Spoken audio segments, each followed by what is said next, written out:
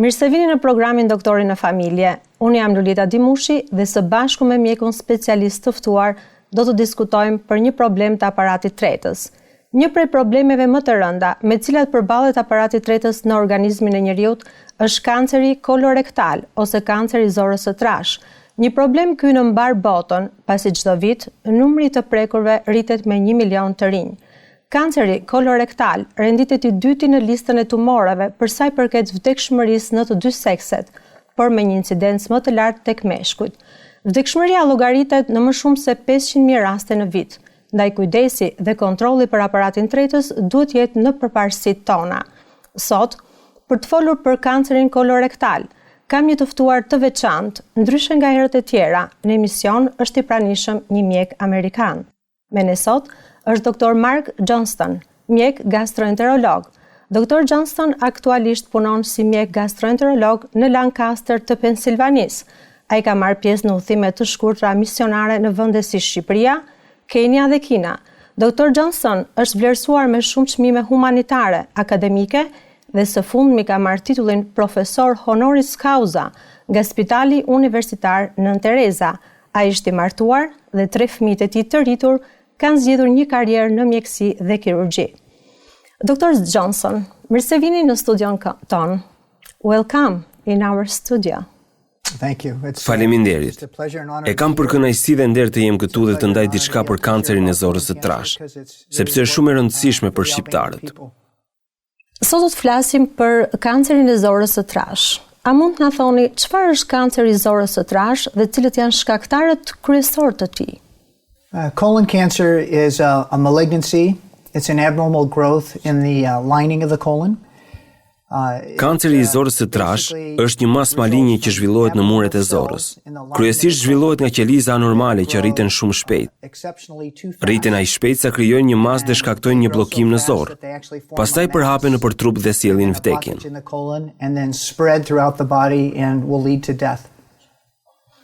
Cilët janë personat më të riskuar dhe a ka lidhje kjo me moshën dhe me seksin? Basically everyone is at risk. There's no exception. Men are more at risk than women.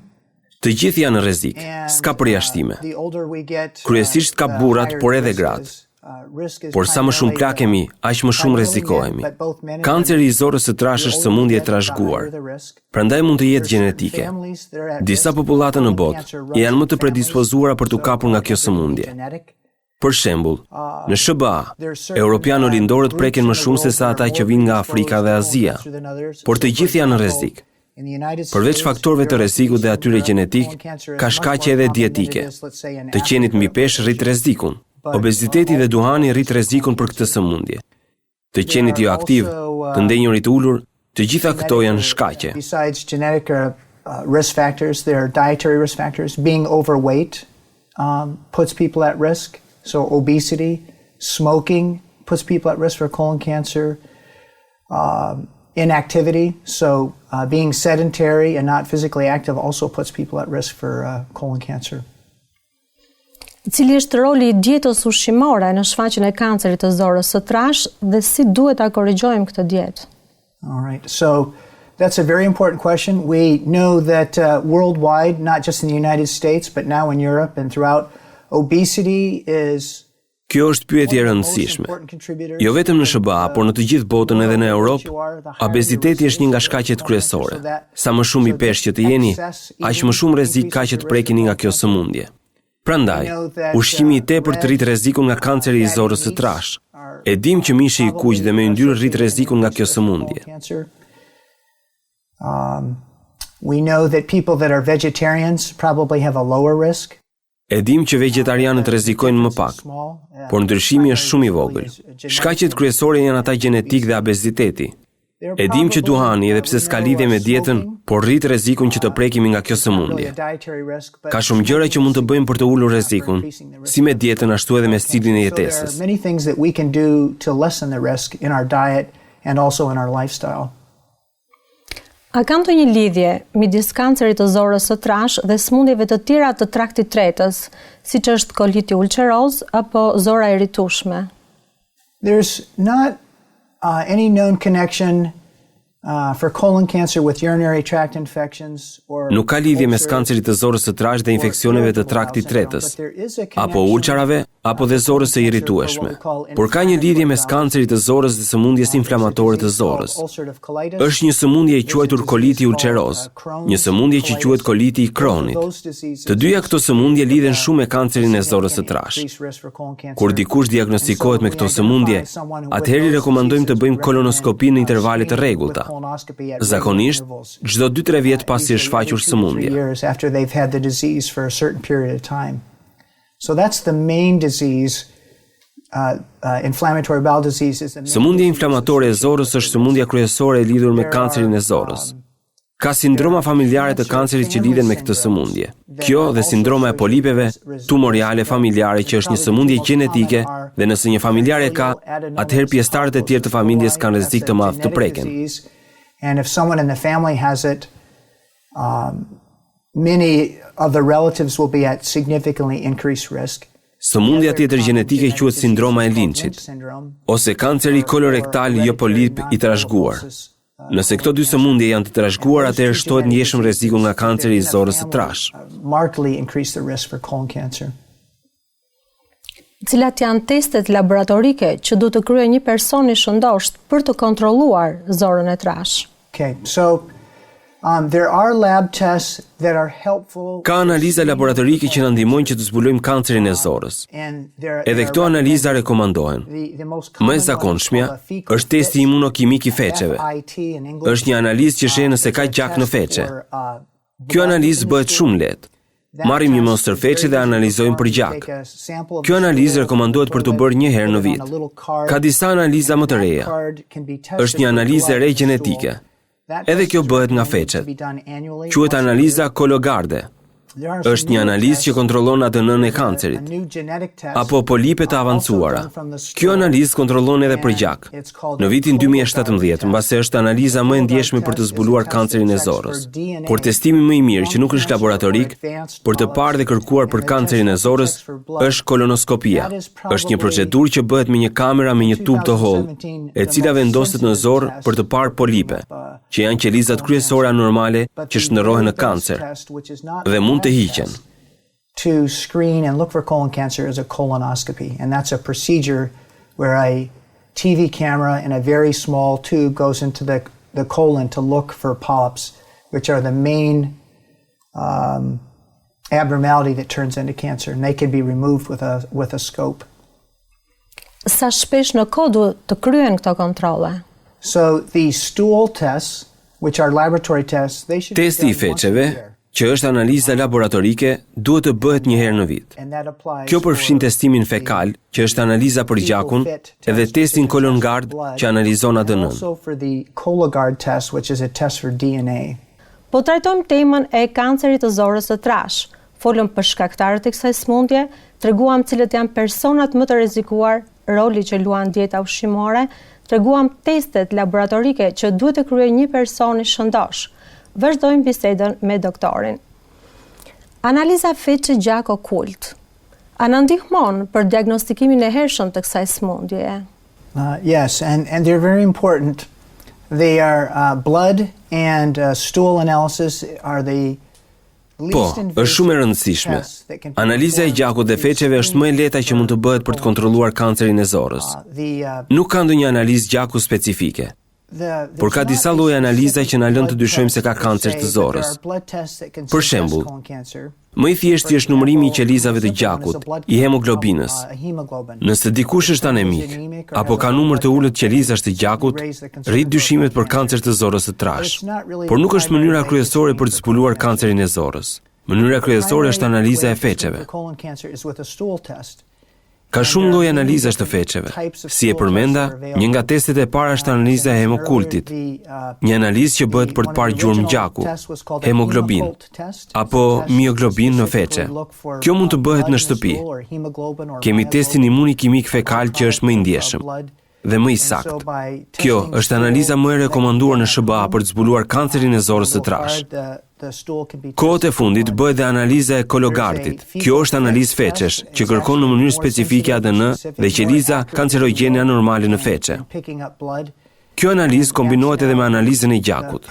Kombinimi i analizës së ADN-s dhe gjakut rrit saktësinë e kësaj analize.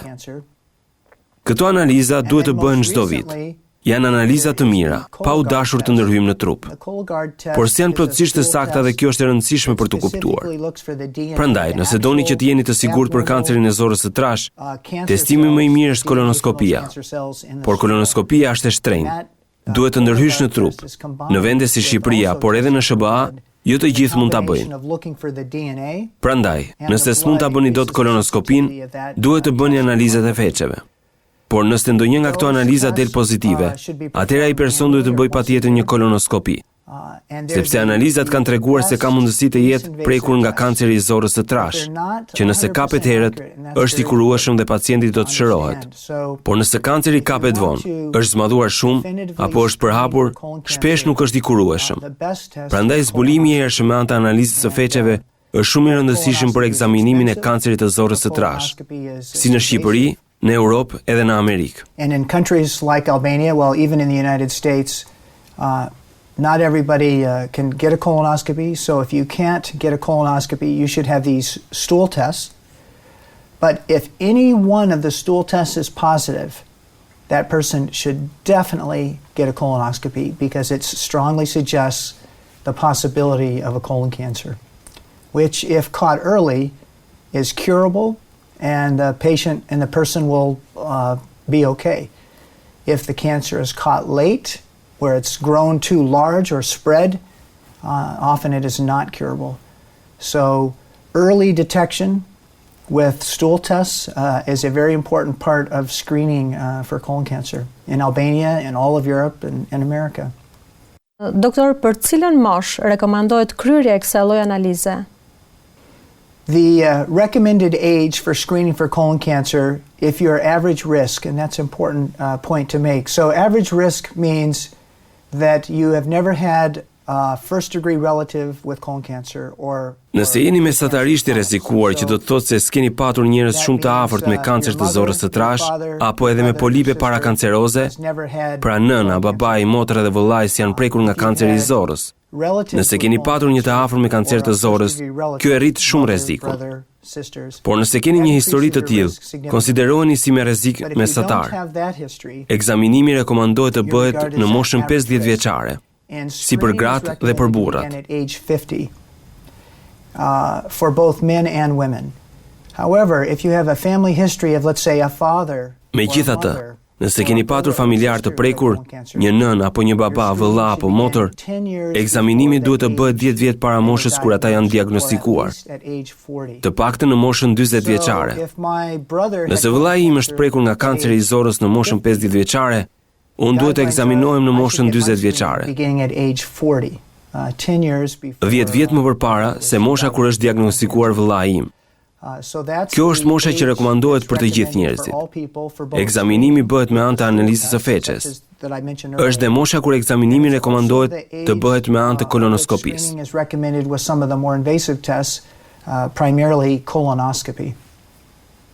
Doktora, ka teste gjenetikisht të besueshme, të cilat të përcaktojnë riskun e kancerit të zorrës së trashë? Yes, there are specific genetic tests for colon cancer. Ka teste specifike gjenetike për kancerin e zorrës së trashë. Testet gjenetike janë kryesisht për ata që kanë patur të afërm të prekur nga kjo sëmundje, që e quajmë sindroma e kancerit në familje. E përmenda më parë, kemi një sindrom të quajtur sindroma e polipeve tumorale familjare. Për këtë mund të bëjmë testet gjenetike. Kemi një test gjenetik për një sindrom kanceri të quajtur sindroma Lynch. Megjithatë, sindroma familjare si kjo janë forma më të zakonshme të kancerit të zorrës. Shumica e llojeve të këtij kanceri janë sporadik, pra nuk kanë një identifikues specifik gjenetik. Por për këto sindroma familjare të kancerit, kemi teste specifike gjenetike. But for these cancer family syndromes, there are specific genetic tests for those. So if you have a family history, I'll give you an example. Nëse keni raste në familje, po ju jap një shembull. Le të themi që babai juaj është prekur nga kanceri i zorrës, edhe vëllai, edhe gjyshja. Nëse i keni dëgjuar këtë histori, duhet të dini që ka një faktor gjenetik për kancerin e zorrës. Shpesh, për familje të tilla, ka teste specifike gjenetike për të zbuluar se cili është çrregullimi gjenetik. Kjo është e rëndësishme, sepse mund të identifikoni të tjerë të afërm për të parë nëse edhe ata kanë këtë gen. Nëse do ta dija që i mat, gjyshi dhe vëllai im janë prekur nga kanceri i zorrës, filloj të pyes nëse do të më prek edhe mua. Me këto teste gjenetike mund të zbulojmë nëse edhe unë kam të njëjtin gen. Nëse testojmë gjenetikisht dhe nuk e kam genin, atëherë di që rreziku për të prekur nga sëmundja është më pak se mesatar.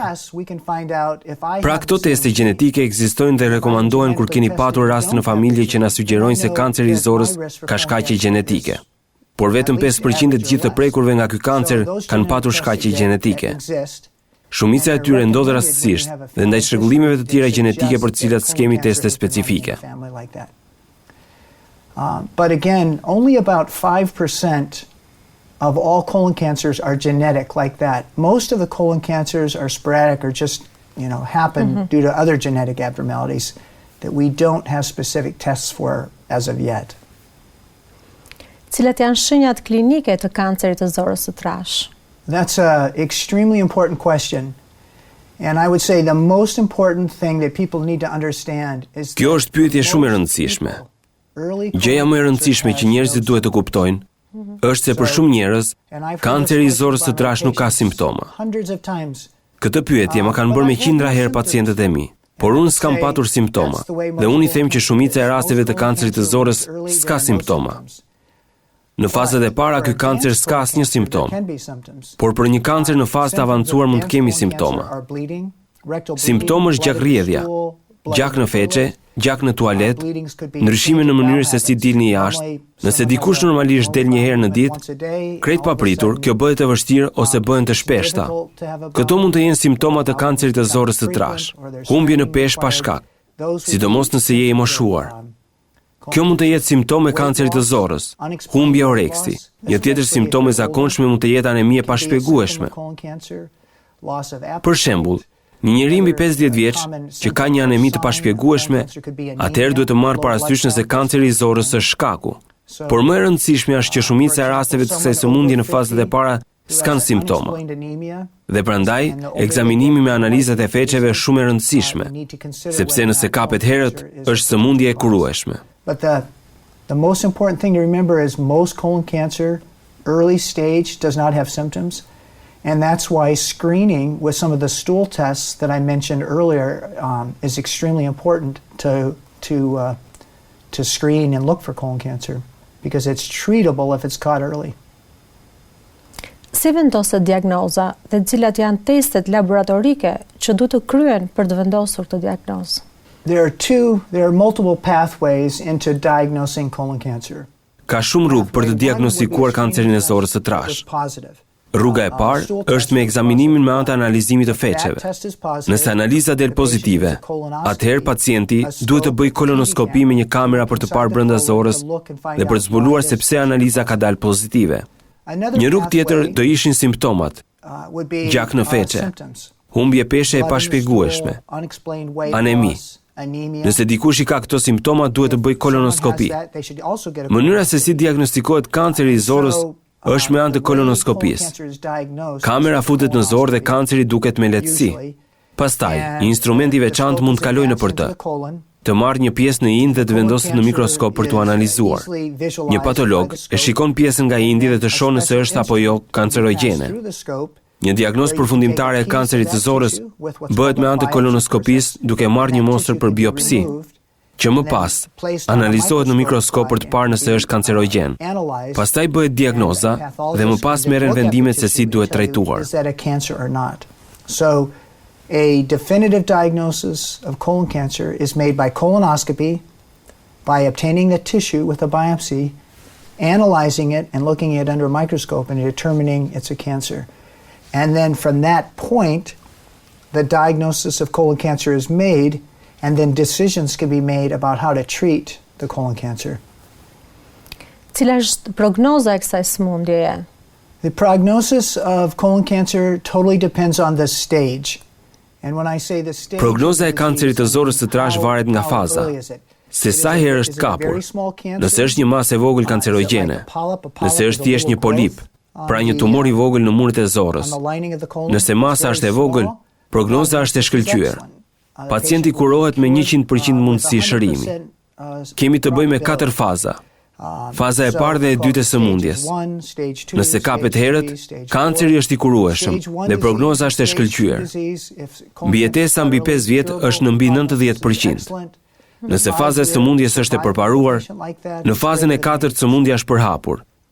Mbase nga zora në mëlçi, organi më I mundshëm për të përhapur, vetëm në raste të rralla është I kurueshëm. Por shumica e pacientëve në fazën e 4 të sëmundjes nuk shërohen dhe prognoza është e tmerrshme. Zakonisht rezulton në vdekje. Pra është e rëndësishme që të mbajmë mend se duhet të ekzaminohemi. Të bëjmë analiza të feqeve që në moshë të hershme. Kështu kancerin mund ta kapim në fazat e hershme dhe mund të kurohet. So the important thing to remember from all of this is that being screened, having stool tests done early on in life is much more likely to find the cancer early and for it to be curable. In fact, I read recent papers, actually as recently as this morning. Në fakt kam lexuar disa studime të fundit. Në SBA ekzaminimi me kolonoskopi I kancerit të zorrës është mënyra kryesore e ekzaminimit. Përqindja e mbijetesës së kancerit të zorrës së trashë në SBA është rritur kohët e fundit. E krahasuar kjo me Europën ku kolonoskopia s'bëhet aq shpesh dhe përqindja e mbijetesës s'është aq e lartë. Shumica e mjekëve dhe shkencëtarëve kishin përcaktuar se shkak për këtë është se në SBA kanceri I zorrës së trashë kapet që në fazat e para. Prandaj dhe është I kurueshëm. Kurse nëse kapet në fazat e përparuara s'është dhe aq I kurueshëm. Është e rëndësishme të theksojmë se ekzaminimi është shumë I rëndësishëm dhe mund të bëjë një ndryshim të madh. Mënyra më e thjeshtë e ekzaminimit është analiza e feqeve. Kjo është diçka që bëhet me lehtësi në Shqipëri dhe kudo nëpër Europë. Është diçka që mund t'i kërkoni edhe mjekut të familjes. Dua të bëj një analizë për kancerin e zorrës së trashë. Prognoza është e shkëlqyer kur kapet herët. I want colon cancer screening. Will you test my stool? But the prognosis is excellent when it's caught early.